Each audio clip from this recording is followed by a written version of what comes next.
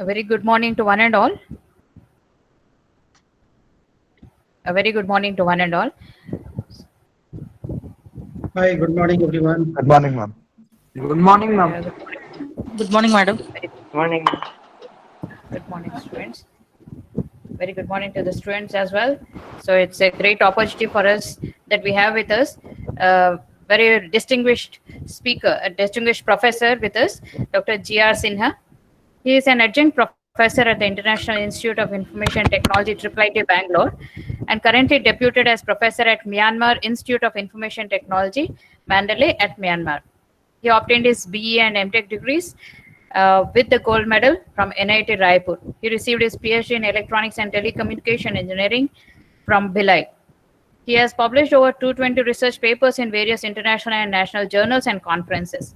He is an active reviewer and editorial member of more than 12 reputed international journals like IEEE Transactions on Image Processing, Elsevier Computer Methods and Programs in Biomedicine, Springer Journal of Neural Computing and Applications, etc.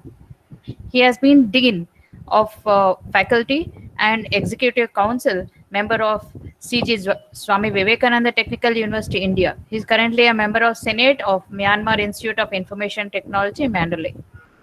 He has won a number of very great awards and is a recipient of awards like TCS Award 2014 for outstanding contributions in campus commune of TCS, Rajaram Babu Patil IST National Award 2013 for promising teacher for creative work done in IST in technical education by IST in New Delhi. Emerging Chhattisgarh Award 2013, Best Academician, Engineer of the Year 2011, Young Engineer Award 2008, Young Scientist Award 2005, IEI Expert Engineer Award 2007, nominated for ISCA Young Scientist Award 2006 and awarded Deshbandhu Merit Scholarship for 5 years. He has been selected as Distinguished IEEE Lecturer in IEEE India Council for Bombay Section. He has been elevated as Senior Member of IEEE. With all this and various credentials, it's a great opportunity for all of our students to be able to actually interact and to be able to listen to this expert talk being given by Dr. Sinha. Today's talk is on computer vision versus human vision, which obviously is a very interesting and challenging area for research. Most of the students present today are our MTech students who are going into research for the next 1 year.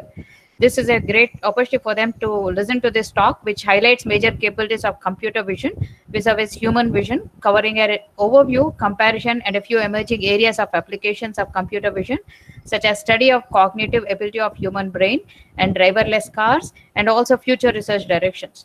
The talk will also cover how does computer vision utilize the capabilities of human brain in various decision-making related applications of modern world. We are extremely thankful and extremely happy that the first talk being arranged under the aegis of Hyderabad Deccan ACM chapter is being given by none other than Professor G.R. Sinha. So we welcome all of you, and it's a great honor to have you with us, Dr. G.R. Sinha. Now the floor is yours. Thank you Dr. so much. Sinha. Thank you so much, Professor Sudha, for introducing such nicely. And thank you so much, everyone, for joining this lecture. Dear Chair of the ACM, Hyderabad Deccan ACM chapter, and all dear friends and dear participants. I'm very much honored to have been to be part of this chapter. And in addition to that, I'm also ACM distinguished speaker.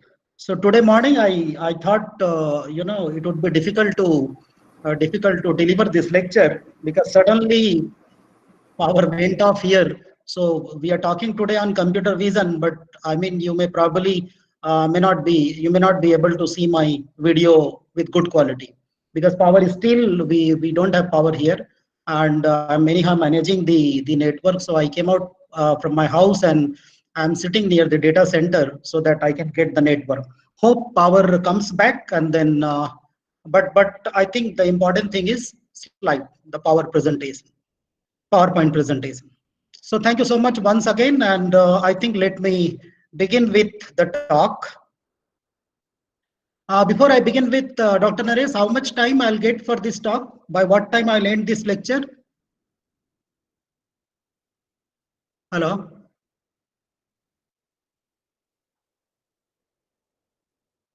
Hello? 1 hour you can take. 1 hour, okay. Yes. Okay, all Yeah. right. So 1 hour, so it's 12:20 around, so I'll complete by 1:20. Okay. It's 11:20 here. Okay, fine, fine. At your Okay, side. okay, okay. So it's Myanmar time. Okay, all right, all right. So the topic is computer vision and versus human vision. This is, I mean, very relevant topic today. We talk about robotics, we talk about driverless car, we talk about brain-computer interface, we talk about human-computer interface, we talk about any computing nowadays, any automated systems nowadays which are operated by computing. I mean, everything is governed by computer vision.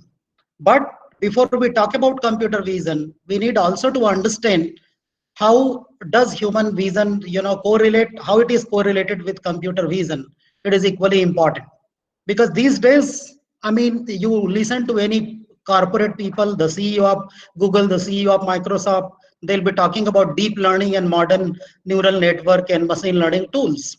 So when we talk about neural network, it's nothing but the way our human brain works, and therefore computer vision is the way computer interprets, computer understands, and this is the computer understands and interprets the thing in exactly the similar manner the way our we human being understand the thing, interpret the thing, and take the decision. And therefore I thought, I mean, this would be appropriate topic to begin with, and then I suggested this topic. Though this topic is from my teaching interest, some area of computer vision, we are working on working in research also, but this is mainly from my teaching interest, that is image processing and computer vision. So I'll be talking about some background, then human vision, computer vision versus human vision. Then I'll be discussing few applications in brief, and then I'll be concluding my talk. So this is the outline of my talk. And before I begin the talk, since I do also represent ACM as a ACM distinguished speaker, so I just included this one slide about ACM. Probably, Dr. Naresh would be talking more about ACM, so I'll skip this slide. But what I can say is a great professional organization which covers more than 170 countries and hundreds of thousands of people who are connected in ACM, and there are a huge number of activities for everyone, right from student to professional to faculty member, everyone. I tell you, I have been associated with ACM for not more than 5 years, but it's a wonderful platform where you get enlightened, you learn, you always learn something, and then you will get opportunity to deliver here and there across the world. So this slide is about distinguished speaker program. This is a wonderful, great program of ACM. I will take 1 or 2 minutes about this slide. Since I'm also a speaker, I would like to highlight about this speaker program that this is a program through which any institution in the world can request any speaker from across the world. And the important thing is that once your request is approved by ACM, the speaker will come by his own or her own, and ACM will take care about all the expenses. That I wanted to highlight this point. Second point, which is very important regarding this, anyone can become speaker. There is a request link in the ACM speaker page. Anyone can request. There is a guidelines, there are processes, there is a procedure to apply for it. It does not require any doctorate or postdoctorate degree like this. Anyone can become a speaker based on the credential and the work he or she is doing that work. So I'd be very happy if some of us go ahead with applying for a speaker, becoming a speaker, so that ACM Hyderabad Deccan chapter can have more number of speakers in the chapter itself. So I'll be very happy to help the guys. So let me begin the lecture with some background information about computer vision and human vision. When look at this slide, there is a picture. For every picture, I have included one link because all the pictures are copyrighted pictures. So I have provided links everywhere in each slide. So when we can see that this is a picture, I mean a very interesting picture where we can see a human eye. which exhibits, which depicts the human vision. And we can also see one raster, one rectangle where we can see all binary numbers. So these binary numbers are nothing but the way computer understands. Digital computer understands everything, interprets everything, processes everything, performs each task and every task in terms of numbers only. And therefore, this a particular picture represents a combination of human vision as well as computer vision. So human vision, as I told you, when we talk about neural network, we must understand how does human brain work.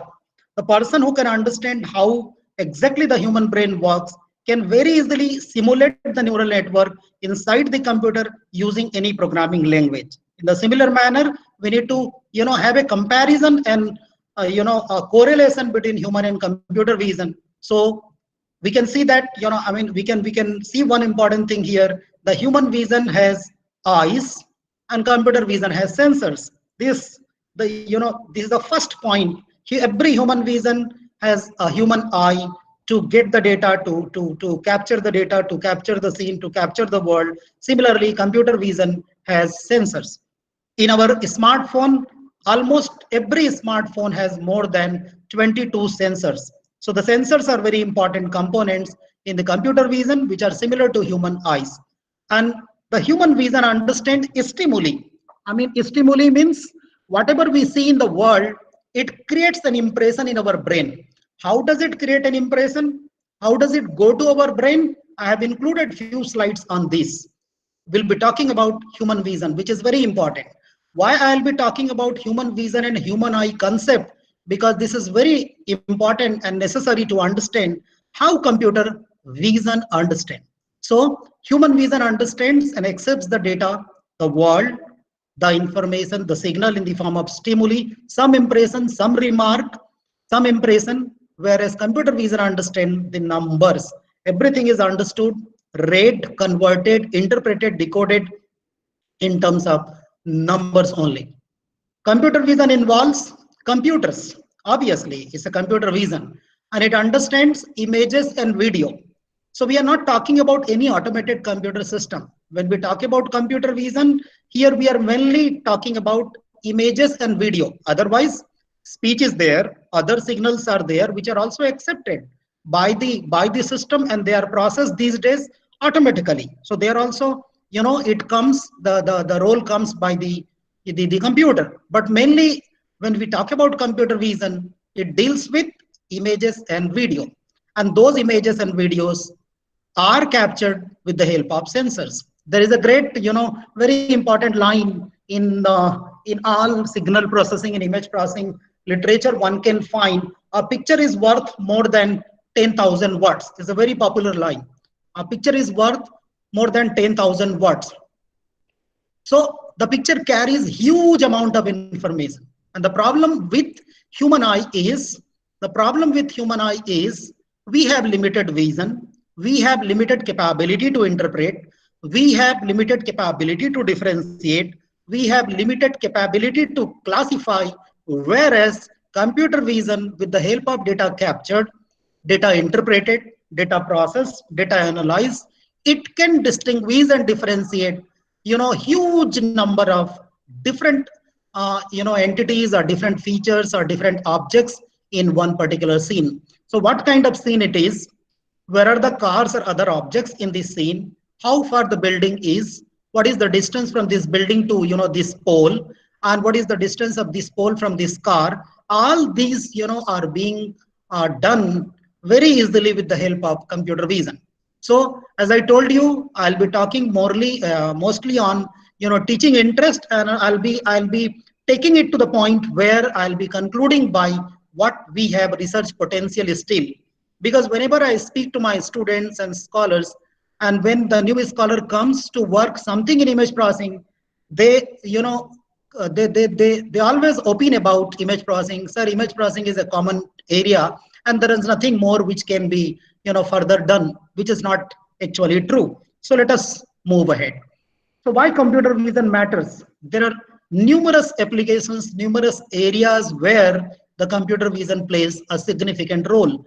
the safety, the road safety, the transport system, the health, all, computer aided diagnosis system. Computer vision plays a very, very important role as far as e-health, m-health, computer aided diagnosis systems, all these systems are concerned. Then security, to authenticate, to verify the person, to authenticate a the intruder or unauthorized user.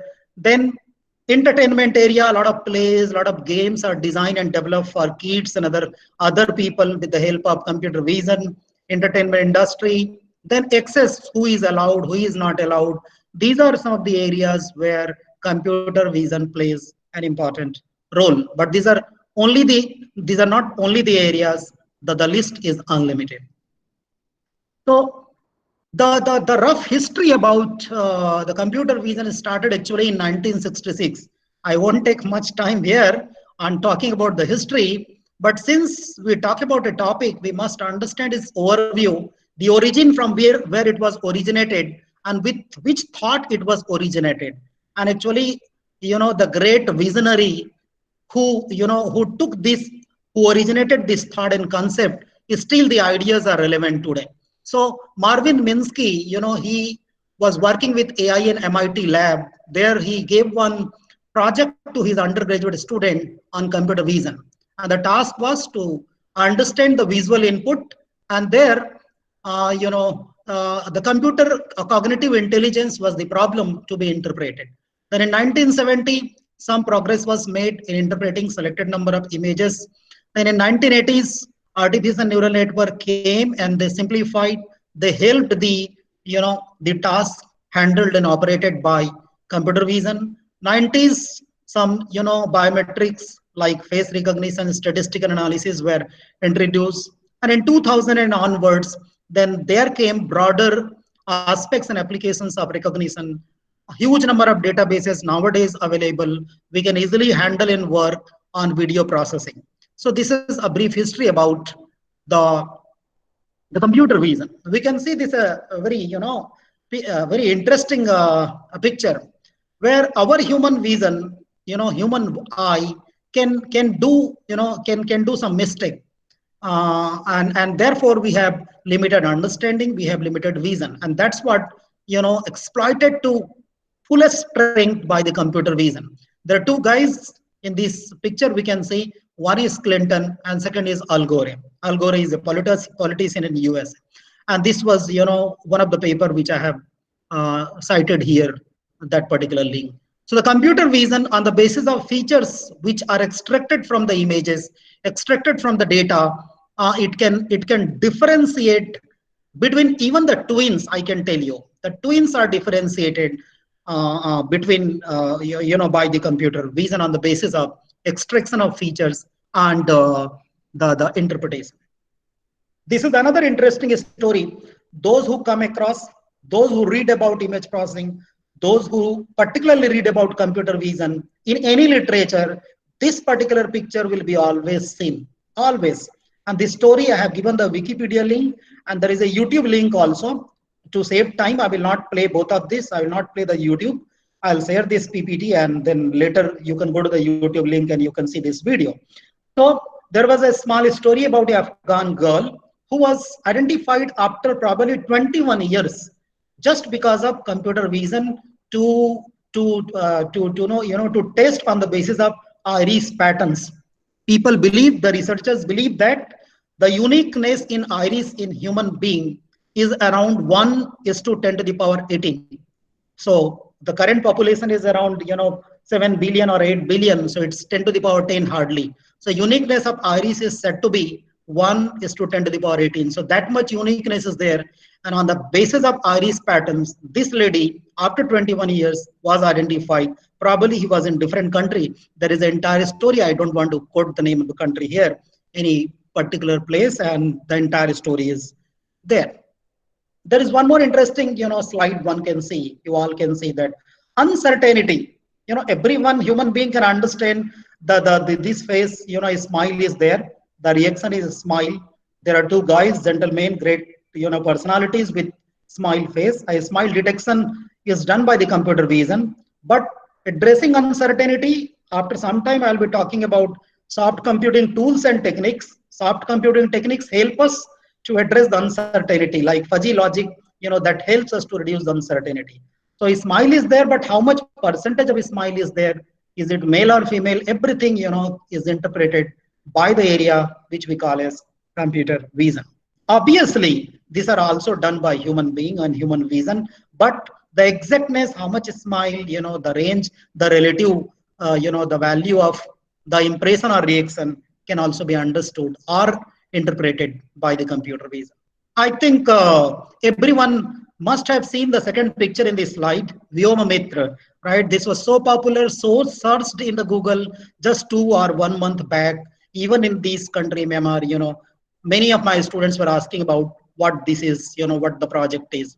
So Dr. Naresh, has a lot of knowledge about this. Everyone has some idea about this. This is a, an important project of ISRO, Government of India, is a brilliant example of computer vision. Having robotics, artificial intelligence is an outcome of signal processing, sensor technology, and artificial intelligence. So it's a brilliant example of computer vision. It will interpret the data, it will be connected with the headquarter, and will be communicating to everything in the ground station.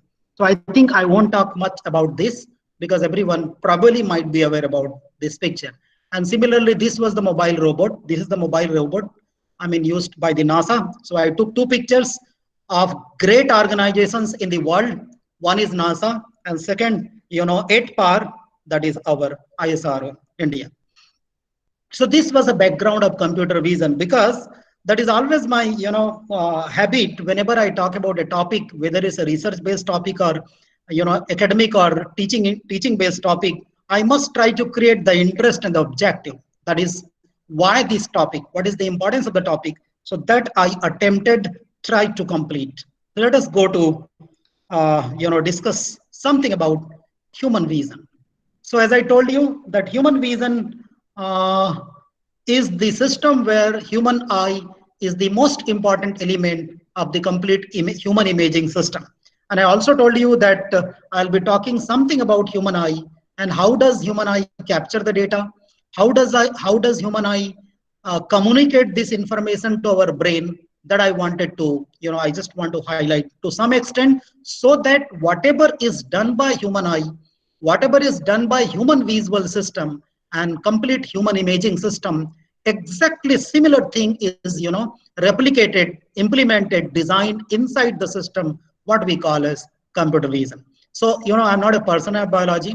I'm not a person of medical science, though we have been trying to do some research on cognitive ability of human brain, but we are not expert in this area, and these terminologies are very new for me and everyone, but everyone understands iris, pupil and all that. So this is one typical block diagram or a structure of a human eye, where you can see at the right end there is an optical nerve, and that optical nerve is connected to the brain. So I think let us go to the next slide. This gives better information about human visual system. So what is important in human vision system is, in the beginning there are cornea and lens, which are used for image formation. Image is created, and then exposure control means one can capture the data in an adaptive manner. With the help of iris or pupil, we can control the amount of light, we can control the amount of signal, and we can detect accordingly with the help of photoreceptor. We can set the sensitivity value. All this we generally do manually. And then the detection process is done by these elements called as retina, rods, and cones. And finally, the signal goes to brain, where the processing starts. And the processing of signal, which is captured by the lens or the cornea part of the human eye, frontal area, that is actually processed by human brain. And then human brain understands what this signal is. Something has to be, done. Something has to be, decided. Some decision has to be taken. Everything is done on the basis of the processing which undergoes inside the human brain. This is one more, picture. I think in the physics, everyone has understood. Everyone, has studied about how does a lens work. So this is how, there is a lens, and the object is striking here at the back side. So let us not spend much time on this. So cornea is there, outer wall of the eye, which is the hard area called as sclera. Here you can see, and there is the cornea. And this is a clear area of sclera, and 2/3 of refraction takes place. Refraction is a very important phenomenon in the light theory. Human eye is an optical sensor. We can say it's nothing but an optical sensor. So reflection and refraction are two important things. Something is reflected back and something is refracted. So whatever is refracted, that goes to inside area. So the refraction is generally whatever we receive in our human eye, 2/3 of the entire signal is refracted and goes inside the human eye. Then iris and pupil, this what do the these two important elements play role. They control, iris controls this dimension of opening where the light enters. Here you can see that. And pupil and determines the amount of light, like the aperture of the camera. So we can understand everything is similar in human vision and computer vision. But of course, we'll be talking about what is unique and where the challenges are, where is the difference lies in between the two systems. Otherwise, you think about a sensor has always a camera. All our digital camera has aperture setting, and with the help of aperture setting, we can adjust the amount of light which is entering and the dimension of opening, how much area will be open and all that. That is also done. So everything is done by human eye. There is a lens. Every lens is made up of transparent fibers. Let us not talk biological part. And there is a lens, and 1/3 of eye's total refracting power is connected in the lens, and the non-uniform index of refraction. So those who have idea about optics, refractive index profile is very important in the signal, light signal which is received. So the refractive index profile is not uniform, it is non-uniform. Then comes retina.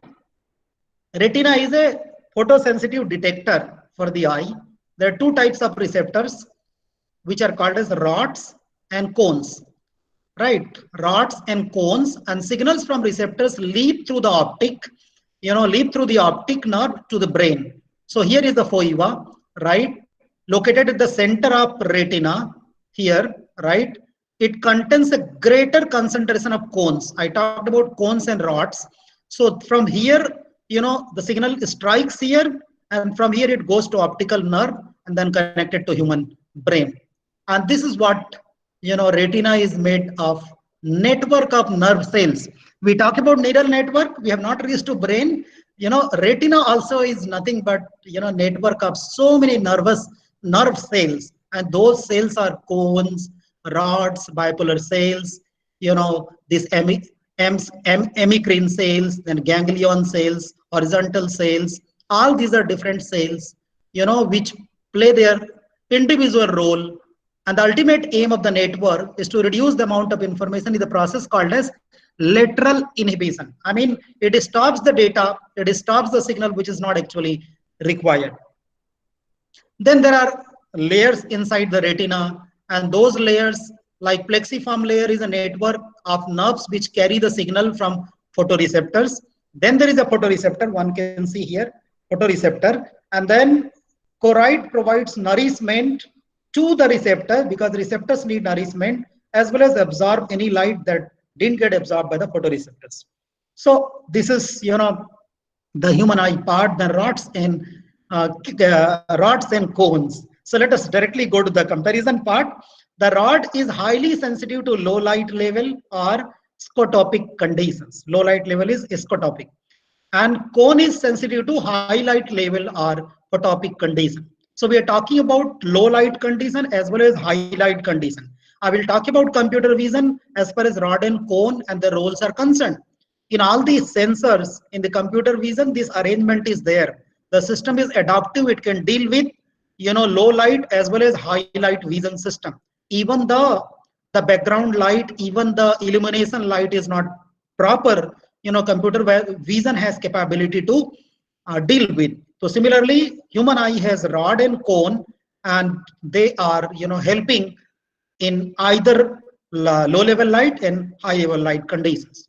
Rod is generally black and white, and cone, three types of cones are responsible for color vision. So generally cones are used for color vision, whereas grayscale vision inside the human eye responsible by the, the element called as rod. and the rods are dispersed in the periphery of retina, whereas the cones are concentrated in the foveal area. This is a very important slide. I mean, I really understand that let us not talk much about human eye. Still, I don't have power here, so you may not be see my video or face very properly. But I think this slide is enough. So this slide is very interesting. Adaptiveness or adaptation in HV. And what is this? Why can't you see immediately after you enter a movie theater from a daylight? I mean, there is a phenomenon. There is nothing to be researched upon. But since computer vision is researched upon and implemented on the basis of human vision, we need to know these facts. So there is an offset or threshold of detection changes with overall light. And the moment that offset is overcome, then we are able to see what is there inside. The switch is quite gradual. It takes some time until the sensitivities of cones and rods cross over about 7 minutes in the dark area. And this is the different areas: photopic, cones, and eschotopic, the rods area, where this is the sensitivity area of cones, and this area is sensitivity area of rods. It means as far as the computer vision is concerned, this much time will be required when you enter into an area from dark area into the light area to see the color vision. And then I think this is a typical flow diagram of human vision. And by this slide, we'll conclude about human vision and we'll go to computer vision. So human vision, if you see all this flow, it has cornea and lens, mainly responsible for capturing or forming the image. Inside the computer vision, same element is there called as sensor. The image is captured. Then it goes to exposure control. Exposure control has two elements, iris and pupil. And then it goes to image detection, which has the components called as retina.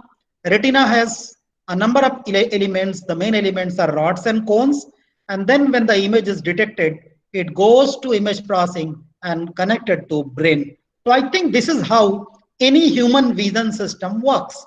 And I want to tell you, computer vision just mimics this system, image formation.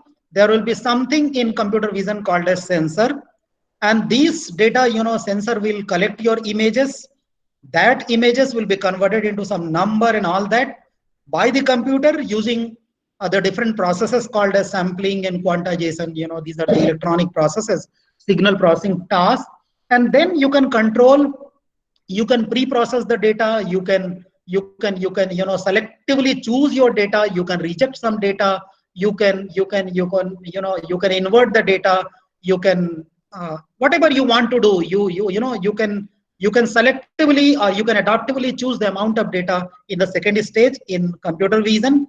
Then finally, what is important that we need to process is it goes to the brain. So brain is nothing but our central part of computer vision system, where there will be machine learning and AI that will help to interpret and understand the signal which comes here. So computer vision. Computer vision, I took the definition of computer vision from Wikipedia. Better is to take what Wikipedia says. So Wikipedia defines computer vision as interdisciplinary scientific field.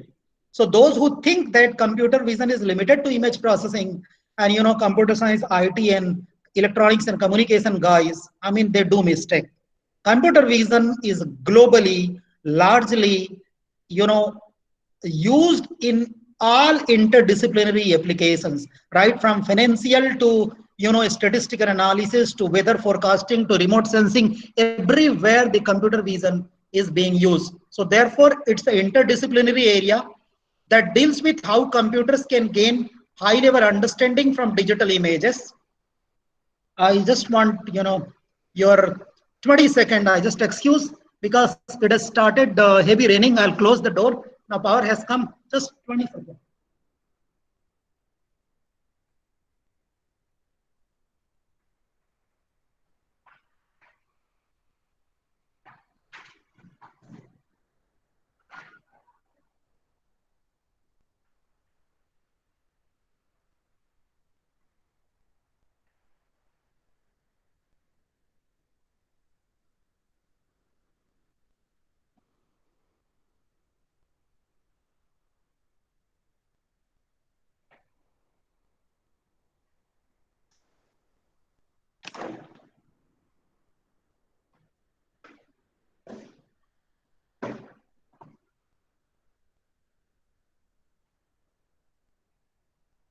Oh, I'm really sorry. No, I switched on the light and air condition. Outside, heavy rain is here. So there was a lot of noise. So I just closed the door. Thank you so much. So computer vision is an interdisciplinary area. The main, the part of the heart of computer vision is computer, which has high level of understanding. That's very important. High level of understanding, which is unlike human vision, and the high level of understanding is derived from digital images or videos. Every word is very important in this definition. From the perspective of engineering, it seeks to understand and automate the task. So decision making capability to interpret the data, to interpret the image and scene, and then take the appropriate action, to take the appropriate, task handling capability and decision making abilities are there, and that the human visual system can do. So whatever human visual system can do, that capability is there in CV. To simplify computer vision nowadays, in modern time, how do we define computer vision? It's described as using machine language or machine learning or deep learning. Deep learning is a emerging or the modern form of neural network based learning only, to analyze, infer, interpret. I mean, to interpret the data, to infer, to understand what the data is, and to finally understand the content of images or videos, and to derive the information that is for decision making. That is what we call as computer vision. I think Dr. Naresh remembers around 3 years back, I visited your office, where I was invited to deliver a lecture on image processing. So computer vision, this is a human visual system where the picture is understood by an analog picture by human eye, whereas, as I told you, computer vision, the very first step is to convert the data, that is the picture analog data, into some numbers. Obviously, these numbers are converted by the processes called as sampling and quantization, right? They are very important phenomenon in signal processing, which are the integral part of computer vision. So computer vision has, inbuilt, the system called image, the acquisition, and after acquiring the image, it is interpreted as data or the number, and whatever operation is performed, that operation is performed over the numbers. Let me tell you, I mean, none of the operation is performed on the images. Mostly the operations are performed in computer vision on the numbers using certain logic, machine language, or machine learning algorithms. This slide talks about digital image and its processing. The images are typically generated by illuminating a scene and absorbing the energy reflected by the object. I think anyone can understand very easily.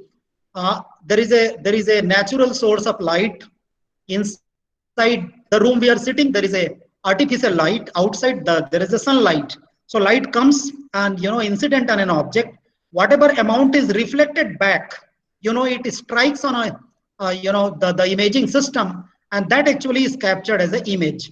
And this image you can see in the form of grids, and this process is called as sampling and quantization, which is done by the image processing inside the computer vision system. So digital image is an important entity, is the basic data which is used in image understanding and interpretation. So what is digital image? Is a 2D signal which has, when we say 2D signal, there are two coordinates, x and y, which are spatial coordinates that tells the location of pixel, and that is done by sampling. I just wanted to tell the students spatially. Sampling is a process which does it. It assigns the spatial coordinates, and then each pixel has certain grayscale value, that is intensity value, which is assigned by the process called as quantization. So digital image processing is the processing which is applied over digital images. The processing is of three types: low level processing, middle level processing, and high level processing. Low level, I think let us go to the next slide. In low level, input is image, output is also image. For example, you want to reduce some noise content. Your image is noisy, the remote sensing people, Dr. Naresh and the other people, they are working in the remote science department. So they are, critically examining and studying the remotely sensed data and images. So this area is very important for them. If the data is noisy, they have to remove the, the noise which is added in the, which is mixed with the images. Image, certain, feature of image needs to be highlighted more. That also can be done, like contrast enhancement, noise removal. These are the areas which come under low level processing. There is a middle level processing where the input is images and output is attributes. For example, object recognition, object segmentation. In all our mobile phones, smartphones, we have biometrics. The moment, at the time when we buy the smartphone, it asks us to register our fingerprints. And those fingerprints are recorded inside the smartphone. So what happens, I think nowadays everyone understands that phenomenon, right? Because India is a, great country where there is a brilliant, unique identification system is there. It's an example of multimodal biometric system called as unique. That is what is called as UID, where in the fingerprint, that is smartphone, and the biometric, what happens that the images are captured and they are converted into some attributes, and those attributes are stored inside the computer in the form of some templates. So templates are there in the database, and that area is called as mid-level processing. Then comes, which is, very, very important, extremely important, is high-level processing, where the input is, attributes are given as input and the output is understanding. So when we talk about driverless car, when we talk about robotics, these days, the robots are being used in very difficult and tough time, like COVID-19 situation all across the world. Robots are helping in the hospitals, in modern hospitals, to deliver and to reach to the patients where the amount of risk is very high. So the input is attributes and the output is understanding. Say, for example, driverless car, and then brain computer interface. There are many areas where autonomous navigation could be achieved with the help of high level understanding called as high level image processing. So the major steps, I will be concluding computer vision also now. The major steps in computer vision are image acquisition and then image processing. Of course, it involves image pre-processing, image processing, signal processing, everything. Then it goes to understanding, and in understanding it involves everything: artificial intelligence, machine learning, and all that are applied in the understanding area. And there, the computer vision actually plays important role, what it is meant for, what it is used for. So when we talk about image processing is an important component, integral part of CV, computer vision. And the image processing also has some major components like image acquisition, enhancement, restoration, image segmentation, description, and all that. So there arises one question, students might ask. These are the general steps, from academic point of view, okay, but from research point of view, what do we get from here? I want to tell you, in each of the steps, right from image acquisition to enhancement to restoration, everywhere I want to tell you, there is huge scope of research and opportunity associated with every area, every component of image processing. Every component I want to tell you.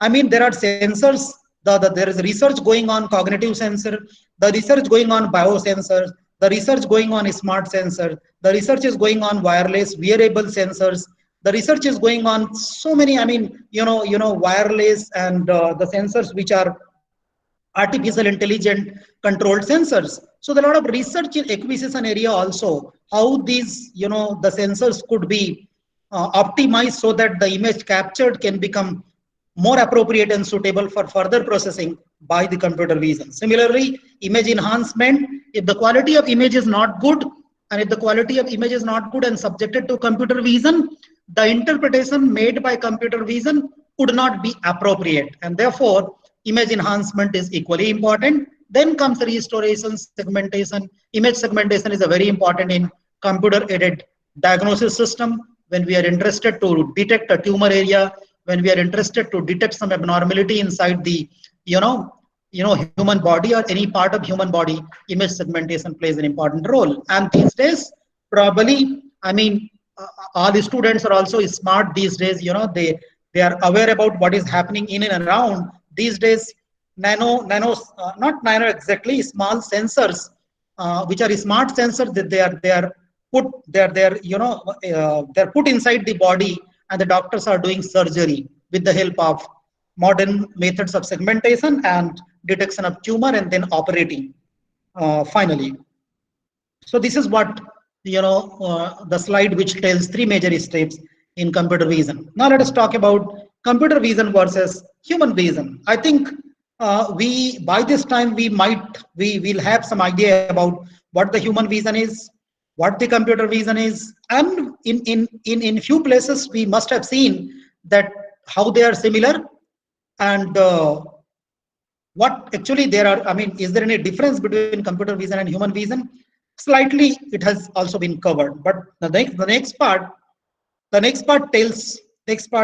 suggests there are some areas where we can really say that human vision versus computer vision related challenges. So this is one interesting picture. What we see is human vision by the human vision, and what a computer sees, what a computer visualizes is this one, that is the numbers. So I do not want to repeat this slide. This picture is very simple picture which depicts the top one depicts human visual system, where you can see there is an object and it goes to eye, that is a sensing device responsible for capturing the images of the environment, and it goes to brain, and then it identified what the object is. Whereas computer vision, it has a sensing device, it has an interpreting device, right? So it's nothing but they are similar. It's a computer based, it's a human based. So the important part here is the interpreting device, where AI and other learning tools are there to interpret the data, whereas brain here plays important role to understand it. So let us talk about, as I told you, let us discuss some features where we really think that there is some difference. Privacy and field of view. Privacy is computer vision searches and analyzes countless images and videos. Probably last year, everyone might have come across a news where the CEO of Facebook had to appear inside what you call as US Senate, in front of US Senate, and he had to clarify regarding the data, private data which was stolen. So privacy is always an issue. There are countless examples of the concerns, the risk related to privacy. There were a lot of discussions when UID was launched by the government of India at that time. There were a huge number of discussions. Still, it's a part of discussion inside the Parliament of India. So there are other pieces of information which are stored online somewhere, so someone can access. I came across even Zoom, which we are using as a online lecturing tool. We came across some concerns related to privacy as well. So in computer vision, privacy is a big concern, right? And of course, the computer vision scientist, rather computer scientists, rather algorithmic, cognitive scientists and computing scientists are, have been working a lot to deal with these difficulties. Second point is relative field of view. The human field of view is, I mean, this is a, just study by, that this is a study, theoretical study which suggests the human field of view is around 220 degree. Whereas computer vision can rotate, your camera can rotate, camera can have, field of view of 360 degree all around the world. It can rotate anywhere and it can capture like that. But the relative field of view for human vision is only 220 degree. So that's the major, concern where you can understand that there lies some difference between human vision and computer vision. This diagram, roughly tells there is a blind spot somewhere. I mean, one is very interested can go for what blind spot is there in the eye, where we are not able to see anything. Complete darkness is realized by human eye, and you can see from 95 to minus 95, approximately 220 or around 220 degrees. The the field of view for human vision. How far we can see? We have a limited vision. standing on flat surface. Again, studies suggest above 5 feet off the ground, we can see objects 3 miles away. There are some more, study which suggests that if a candle flame is there, the researchers believe that without any obstructions, there is no obstruction. These days, NASA is giving images of all the countries, including Delhi and all parts of the country. You can see, very clean and beautiful images. So there are no obstructions, no polluted areas. Then the healthy average vision could see a candle flame from around 1.6 mile. Whereas the, resolution of sensor or the lens of the camera is hardly around 0.14 mile only. But these days, I mean, this is not a limitation. These days, sensors, are wireless sensors. A smart sensor are deployed here and there, right, in and around. So that's also not, no longer these days a major limitation. Persistence, human eye sees this kind of picture. It's very difficult to interpret, which part is rotating in which direction, particularly in animation and 3D graphics, 3D printing, human visual system fails. Human visual system has constraint, and that constraint is no longer there in computer vision. Persistence of human vision eye is considered as 1/16 second. Human eye and brain can only process these separate images per second, whereas computer vision, I think those who are aware about television, how do we see picture in our television? There is a process called scanning, interlay scanning. A number of pictures are, scanned horizontal and vertical manner. What we see is the final picture, right? So that's what is related with the persistence of human eye. And I think this is the last slide about this CV versus HV. Debiasing means both are biased. There is a research which is going on. A human eye or human visual system, we human being are always biased. I mean, everyone will accept. And since computer vision, works on AI, who develops AI?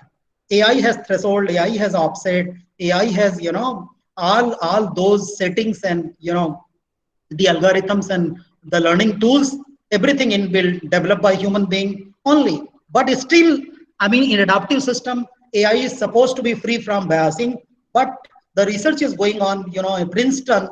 I have shared a link where one can see that even AI-based or computer vision system is also biased. So I'll be coming to the last part. Probably in next 10 minutes, I'll complete this 10 or 15 minutes probably. 15 minutes I have. All right. So this is the slide. This is the part where the interesting area of computer vision called as smart city, smart transportation system. When we think about everything planned inside the city, computer vision plays a peculiar role and an important role. I mean, the smart transportation system is an example where the traffic light could be understood. There are traffic light, there are buses, there are cars. What is the distance between the two cars and what is the distance between the truck and the person who is walking? Everything can be interpreted, right? I think I can give one simple example of biometrics. Nowadays in all Android and other mobile phones, you can see that you go to your gallery, it will automatically, tell you just choose a name. All your images which are stored in your mobile phone, you do not need to search. If I want to search a, photograph which I took 3 years back, with Dr. Naresh, I will just go to my gallery. His name is appearing. I will click to his name and all the pictures related to his name will come, whatever is stored inside my, the smartphone. This is a brilliant example of computer vision. So these days you do not need to search your image inside your mobile phone. Just choose the name. It classifies on the basis of places also. You just choose Singapore. So whatever pictures are there inside your mobile phone which were captured in Singapore or which were from Singapore, everything will be given you back, resulted you back, reported you back. This is what is the beauty of computer vision system. And in a smart transport system, the driverless car, when we talk about the driverless car, we can see that this picture was very popular when this was tested by Google. Now there are many manufacturing companies. Last semester, my students have worked on a special project on driverless car. That was a study-based research project. We have an independent study course, and they studied very nicely on driverless car. So what we found in driverless car, there are 3-4 major things which are there in any self-driving car. It's a great outcome of artificial intelligence, sensor technology. AI and sensor technology are actually the two important parts. Then of course, image processing, signal processing. So all combined together called as computer vision. So the driverless car or self-driving car, which are happening nowadays, which are all possible things these days, all because of computer vision capability. So thousands of sensors are there in driverless car. Thousands of sensors, hundreds of sensors are there for all different, applications and purposes. Industrial robots are said to be, contributing a lot in manufacturing industry. I think one can understand in the very first picture of 2 pictures in this slide. So this is one example where we talk about robotics. People think that, you are designing it, then, asking them, making the robots to run with the help of some commands. That's okay, but a lot of computer visions are inbuilt, and it can detect the picture, it can detect the scene and scenario, and it can take the decision what is happening in the robotics applications. This is what I actually wanted to talk very quickly. I think spend some 2-3 minutes. This is the area we are working, cognitive ability of human brain. Very interesting area of computer vision. Human brain, it means human brain will be interpreted by computer vision with the help of brain signals like fMRI, EEG signals. Those who have some idea about images of human brain, they will understand. So human brain has signals like EEG, right? That signal is recorded with the help of sensor, and that is analyzed and interpreted by the computer. And nowadays there are research going on that you can assess the ability of human brain. So this is one table partially taken from one of our paper which was published in Springer, right? You can see that this was, primary data 3 years back. It was tested. You can see that, the cognitive ability, recognition ability for women, it's always more. For men, it is less. If you go for, lesser age, where is the lesser age? This one, right? Then it is going high. So children and the kids have more, cognitive ability, the ability to recognize, like that. How much retention time, to bring something to remember something which is inside our brain, how much retention time we take. That time was also recorded with the help of those signal, and the processing by computer vision with the help of some algorithm that is called as deep learning. So this is one partial result. So what I want to say to young guys and all my colleagues, those who are interested in this area, I mean, there is a vacuum in this area. I mean, whatever is being done is not too much, and there is a huge opportunity one can explore in this area. And the computing plays significant role in this area. Then, this is a general purpose application where one of my, second year undergraduate student, implemented. This paper was also published in probably in Springer. Yeah, Springer as a book chapter that was on Myanmar Sign Language, recognition. So this was very useful for deaf and dumb people of, this country, and this could be developed, and this is being developed rather, there are research work on Indian sign languages. IIT Guwahati, I have seen there are a lot of work going on in IIT Guwahati nowadays. Other people are also doing research in this area. So this is also an area where the computer vision plays a role. As I told you, I will not be able to include all the applications, but I'll just try to highlight the major areas of computer vision. Then comes brain-computer interface. I think both the pictures are self-explanatory. If you see the first picture, the EEG signal is taken from the head, that is brain. It is pre-processed, and those signals are actually generally the brain signals, which are EEG signals, are not 2D signals, and those signals are converted for computer as a 2D signals, by pre-processing. Then the features are extracted, then they are subjected to classifier by using some algorithms, and accordingly some decision is made, and then with the help of some command, I think we can see the second picture, signal is acquired from the brain, then features are extracted, then those attributes are trained using suitable training algorithm, then accordingly commands are generated, and with the help of those commands the operation can be performed. So it means whatever we are thinking these days, I mean, whatever we decide to control a suitable device or equipment, that could be done just with the help of our thinking capability. The human being thinks that he wants to do this. It's done with the help of brain-computer interface. Now there are two more slides, right? I'll be concluding challenges and opportunities, because I was given 1 hour, so I just wanted to justify, make the appropriate use of the time allotted. So I have been little faster. So challenges and opportunities, the opportunities are always there for research and study. The different soft computing methods are the important computing tools used in computer vision, like artificial intelligence, fuzzy logic, neural network, genetic algorithm, and they have their own limitations and challenges. Artificial intelligence is nothing but, it makes the system expert system, so that the system behaves as a human being. So we can say that, the computer vision has the capability of human brain, but the human brain has capability of learning and training also. Human brain does not, understand something very easily. It has a training capability and the learning capability. And the learning capability is there in the tool called as neural network. Neural network is a tool for learning, is a tool for training. I was talking about addressing the uncertainty. The uncertainty is addressed by fuzzy logic, fuzzy find the thing. And genetic algorithm is not only the algorithm, there are hundreds of algorithms for, to further optimize, further improve the work which is done by the computer vision. So all these signal processing, all these soft computing tools have their major limitations and challenges. For example, neural network. Neural network has major limitations. You can't go beyond certain number of hidden layers. It takes a lot of computing time.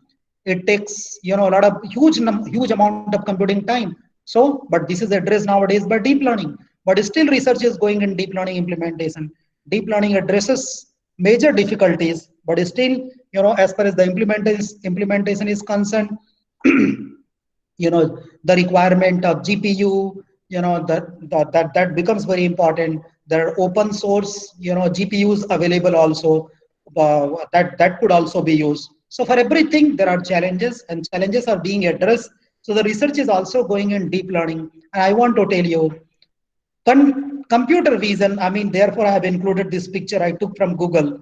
There is a conventional computer vision, and there is a computer vision which is used with the help of deep learning. So if deep learning is involved, it's more powerful. That's what is the meaning of this picture.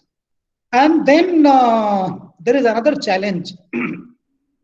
If you read any book of computer vision or image processing, there will be always a common line in all good literature: robustness. Robustness is all-time challenge. You cannot have robust solution. Whatever you do today, tomorrow some new thing, some novelty will again come, some change will happen, some modification will happen. So how to get robustness in computer vision approaches, how to get robust solution, how to get robust approach, it's a real-time challenge. And there are, this is the area where a lot of research is needed and is still going on. Big data issues are there. So computer vision and big data, a lot of possibility, a lot of challenges, opportunities are there. And then the point which I want to make, which I want to underline is empathy and societal issues are major factors as a future research in computer vision. What I want to make a point, for example, driverless car, societal issues, robotics, empathy, emotions, societal sentiments. We have seen the movie Robot, featured by Rajinikanth, great actor, right? Where it was supposed to have the emotion as well. It was able to read that, and it was, expressing the that sentiment to the actress in that movie. So empathy and societal issues, what is good, what is not good by social values, what is ethical, what is not ethical. These are not the very easy areas where computer vision really understands it. I want to give an example, say for example, driverless car. If driverless car is passing on a road and there comes suddenly a school, and in the school the kids are coming outside, and there was a heavy rain, so water logging is there on the road. Now the driverless car is coming, right? The kids are going on the road.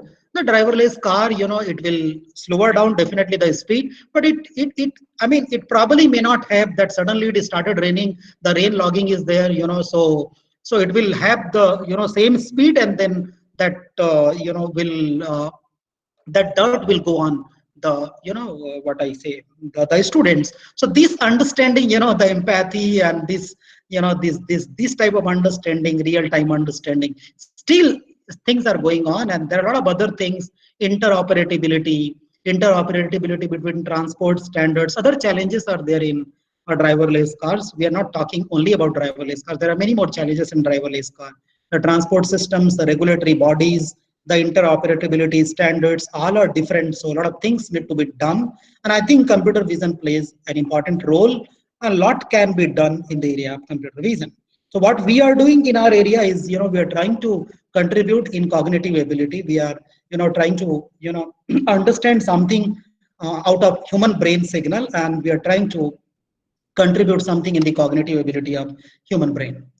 So concluding remarks is nothing but the summary. The country that computer vision has tremendous capability and scope of implementation governed by AI.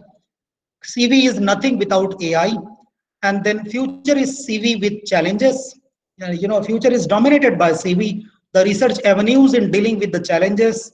A lot of research avenues are there in CV. Those who want to do research, CV has to be equipped with empathy and societal values of human vision, because empathy, societal issues, ethical values, and other things, take that kind of decision, which I gave example in case of driverless car, is there in human vision that has to be incorporated, that needs to be incorporated in CV.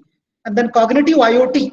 Cognitive IoT means cognitive Internet of Things, a smart environment monitoring system. A lot of IoT devices are there for smart environment monitoring system, smart city, smart transport system.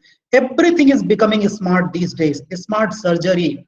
And all smart, systems are the outcome of computer vision, AI and computer vision. So CI and AI, CV and AI are contributing, converting the entire world into the smart world. And there, the IoT Internet of Things are, nothing but have capability of cognitive sensors, or, smart sensors which are smart enough to interpret the data and, process the data accordingly. So these are the areas where the computer vision can be further, can be continuously, studied, and a lot of things, a lot of work can be carried out. So I think with a given time, I have been, successful in completing, though it has been, I think, fast from my side. There were some obstructions and difficulties because of power failure here. You can see me also, I'm sweating because there was no power, but I'm happy. I'm really, really very happy to be part of this. And I have, I'm really honored. I'm rather humbled, to come across you guys, that Hyderabad has been my workplace, and hopefully I'll be very soon, be there in Hyderabad. So I'll just, end my talk by this slide. Everything is, self-explanatory in this slide. What I can say, my last line: excellence in any area is proportional to square of commitment. More is the commitment, more is the excellence. So I think I always conclude everywhere by this inspiring equation. So this is, what I had to say about this topic. Thank you so much. Thank you, Professor G.R. Sinha sir, for excellent talk. So here we have a couple of questions from the participants. All right. One from S. Chandal. He's asking a basic question about the image is stored in the form of numbers in CV, computer vision. So Yeah. in which format it is stored? Okay. Let me reply this question. Generally, in computer vision, we call these as the template, right? So when we go for image processing, there is a stage called as object description and representation. That is image description and representation. So obviously, it will be stored in the form of numbers. I mean, some binary data will be there. But what I'm trying to say, I think I don't know whether you can. Can you see me? I'm holding a mobile phone, right? So if I put my fingerprint and I record my fingerprint, it is recorded. So what I wanted to say, this finger impression as an image is not recorded inside the computer. It is first of all stored, inside the image. Then the image is converted into some ridges and valleys.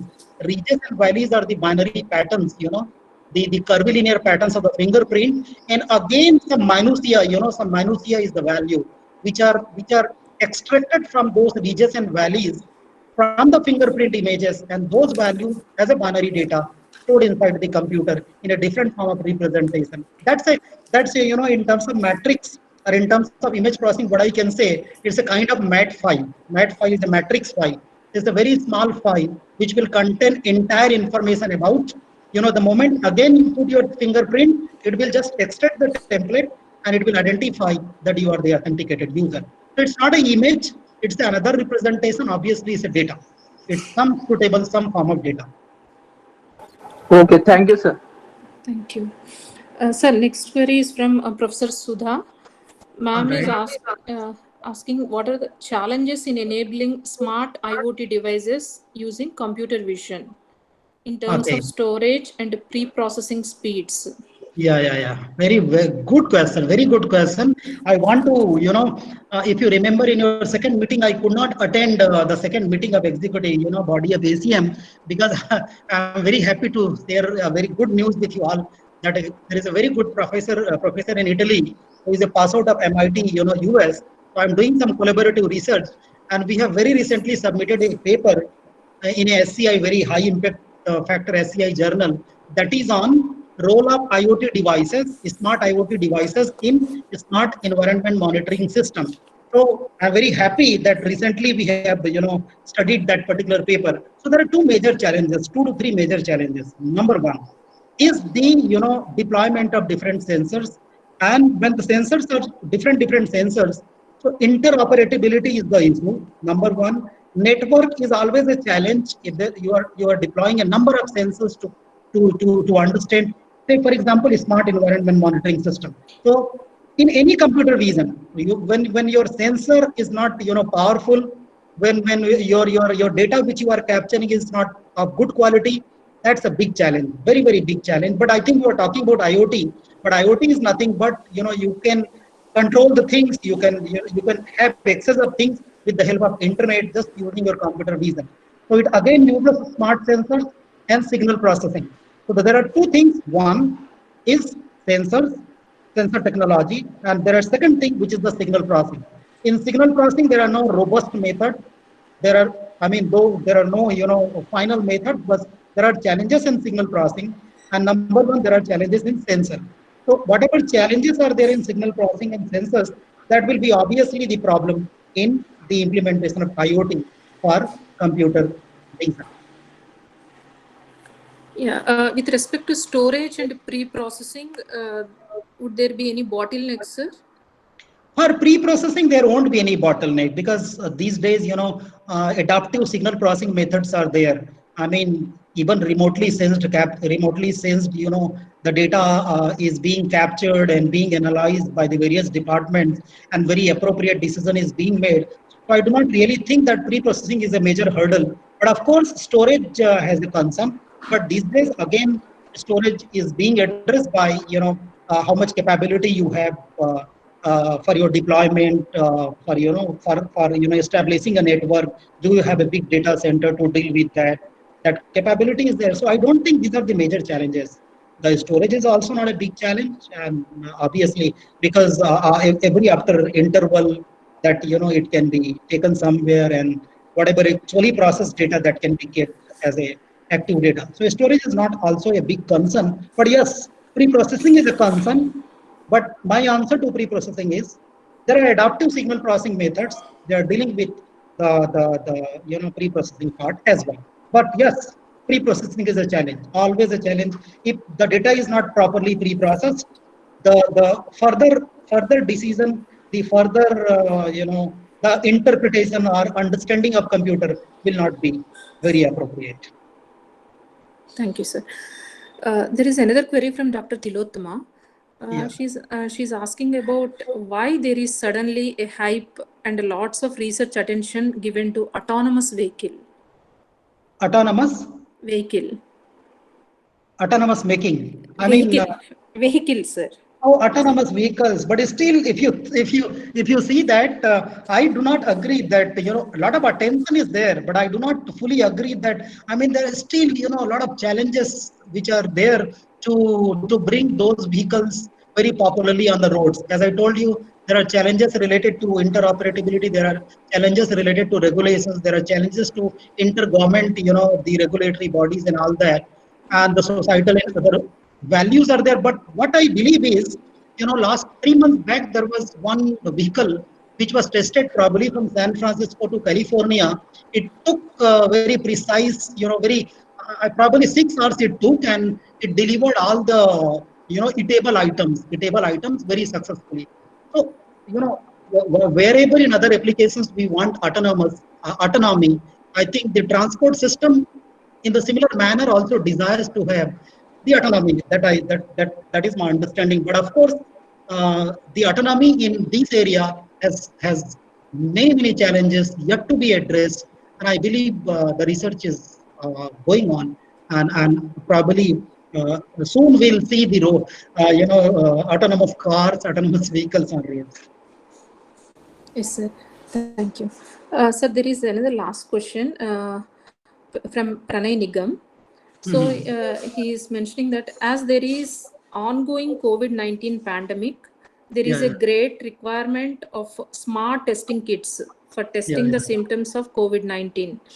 As per my knowledge, we can recognize cough levels by using signal processing, but is there any scope for recognition of fever levels by using thermal images without using much sensors and usage of image processing? Okay. Great question. I think there are two things which he has given constraint without using sensor and without using image processing. So I think that would be very difficult if you neither use images, image processing nor use sensor. It would be difficult to detect whether there is a temperature, whether there is a fever or not. As far as COVID-19 is concerned, all reputed researchers and scientists have been putting all their efforts, and still I think nothing can be much talked about the research in the area of COVID-19. But what I can say, because he has very appropriately made a point, in COVID-19, as far as computer vision is concerned, that data analytics could be combined with computer vision, and particularly psychological aspect, that what is the effect on psychology of human brain, what is the effect of psychological effect in the people in public because of the long lockdown and all that thing. This could be definitely done, and the people have started doing research, and people have started studying about this. That I can say from my side. Okay, sir. Thank you, sir. Thank you for excellent talk and answering the questions patiently. Okay, thank you. Yeah, now I request Dr. Naresh to take over. Yeah. Thank you. Yeah, thank you. Thank you, Dr. Kavita, Dr. Sudha. I think it has been a very wonderful lecture. I have known Dr. Sinha when he was at Hyderabad for quite some time, and we were interacting. During our interactions, we exchanged a lot of ideas, and I thank him. Today he has taken out time out of a lot of rain, in spite of rain, power cut, and all that. I thank him very much. And this chapter, has been successful in terms of starting the chapter is because of the people who have supported us, all the officers and all the members, including J.R. Sinha ji. Everybody supported the chapter. So thank you all. And today it has been a successful meeting, and we are able to see very good numbers here. More than 50 have participated. And basically the chapter, we are working on 4 basic principles. One is the students, the academicians, the research and development organizations, and the industry. But these 4 are, we want to strengthen and build collaborations across these 4 entities, such that the students come out ready for the industry. Right? One of these gaps are there. Certain gaps we have identified right now, whatever that are in the society, especially in the education and learning aspects. So accordingly, this chapter will strive to promote research and try to promote newer technologies, bring in people who can give us the latest and current information on the technologies that are out there, and also see that the students' learning will be much more improved by our talks, lectures, or whatever innovative ideas we have planned for you. So please join us as members. We will share you the URL to you. And also you can send your queries to Dr. Sinha, and also you can send to us. We will forward your queries to him. Thank you once again to all, and do join us. We have a few programs planned this year. Once you register, you will start getting the mails from us. Thank you, Dr. Sinhaji. Thank you, Dr. Sudha, for a wonderful switchover. Pleasure to be with all of you. Thank you so much to everyone. Yeah. Thank you. And we are closing the meeting. Thank you. Okay, Thank you, thank Dr. Kavita and Abhishek, Arya Bhattacharya, and Dr. Sudha. Thank you so much. And Raghu also. Thank you. Thank you. Thank you, all. Maniza. Yeah, thank you all.